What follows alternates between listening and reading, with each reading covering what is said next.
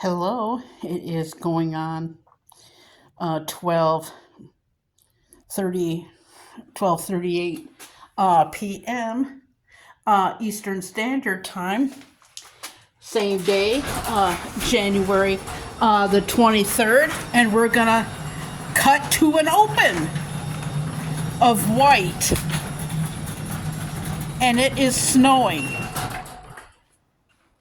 and it reminds of a David Frost poem that Meadow was teaching AJ for school.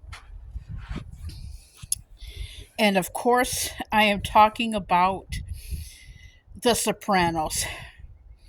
A friend of mine, of course, I don't have Max, but sometimes on demand, we get stuff from Max every once in a while. And a friend was telling me about it, and I didn't think that we would have it. So he was like telling me about it. And I was just so engrossed with it. Of course, if you're a fan of The Sopranos, of course, you're going to watch the story of David Chase and The Sopranos. I just got done watching it about 12 minutes ago. If you are a die-hard fan of the show, you're going to love it. I've watched the show 15 times. One time I watched it in reverse, and this was years ago. And even if you haven't seen the show yet, there's going to be like spoilers and everything. But I learned so much. I didn't know that Maurice Bernard, who plays Sonny Corinthos, actually auditioned for the part of Tony Soprano, and how much hard it is. And a lot of it came from the writers' lives. And of course, the maestro himself, David Chase. And when you have a show, casting and writing is absolutely everything. You could not even reboot The Sopranos if you tried, because you can't. You can't, because it's going to offend everybody. I mean, they had like the perfect cast, directors, writers, everything. And they go right into it. They didn't show how Meadow and AJ got cast. They didn't get into that. I wish they did.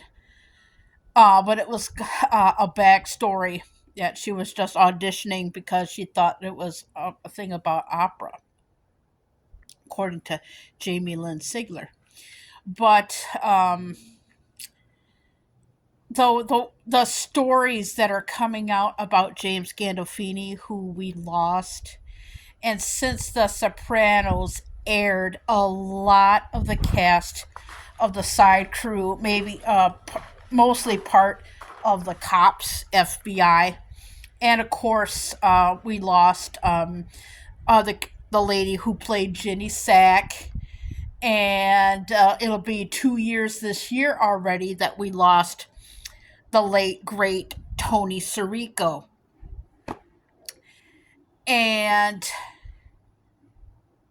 the show was shocking, but yes, but it made you feel it's shocking to them as the actors. It go like, hey, it made you feel like you was not going through what you're going through alone. And of course, the Sopranos got darker throughout the season, and yes, it did. But all they're still family. Their family is, that's what a show should do. Keep in touch. And it was like a family. I mean, it's like when I was like a little girl, I considered movies family. Like, oh hey, I'm home from school. I feel like Uncle Boris, to watch Uncle Boris, which was like Boris Karloff. And you go like, hey, I feel like visiting my friends, my TV friends. Hey, let's put on the Sopranos or whatever. It's like a comfort, even though that it was shocking and it made you think. And that they're actors, like the way that Edie Falco and James Gandolfini did their fighting scenes. Like one thing, a story that I heard was that everybody came to watch, and just by learning and watching from the crew, I mean, right down to the lower support, they were always treated with respect and family. People get fired, that's a part of a job. But this show is like an impact, even though that like I said, I watched the show 15 times.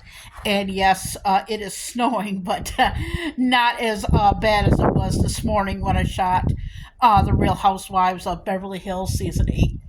And that's coming out today, and I'm going to upload this probably tomorrow. But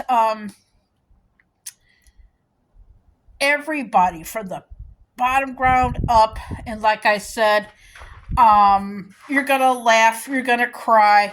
There was a part of it I was not expecting, and I'm not gonna say what this is because you have to watch this documentary.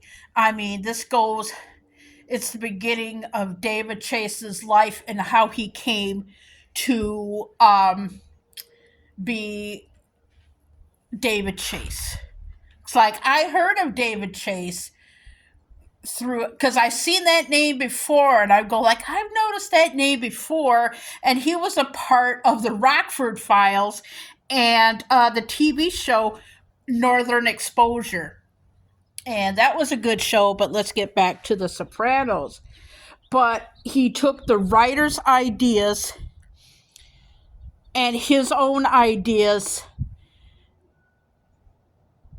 and just gave it all. I mean, one particular story that I just loved was Stephen Van Zandt, and they go into that story, and he was like so good that he written a part just for him because he liked him.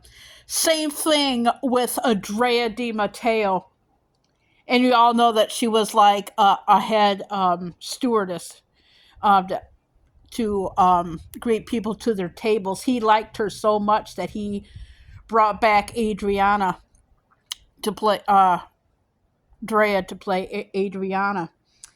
And you just learn so much, as shocking as it was. But if you are a downright, die-hard Sopranos fan, watch it. I mean, even I mentioned the prequel. They don't talk about the prequel in this. The Many Saints of Newark. Even watch that. But even before you even watch The Sopranos, watch this documentary. It is just well done. I mean, well done. And whoever, the part that I liked, and I'll say this, how they did the Sopranos introduction for this documentary. Hats off, kudos.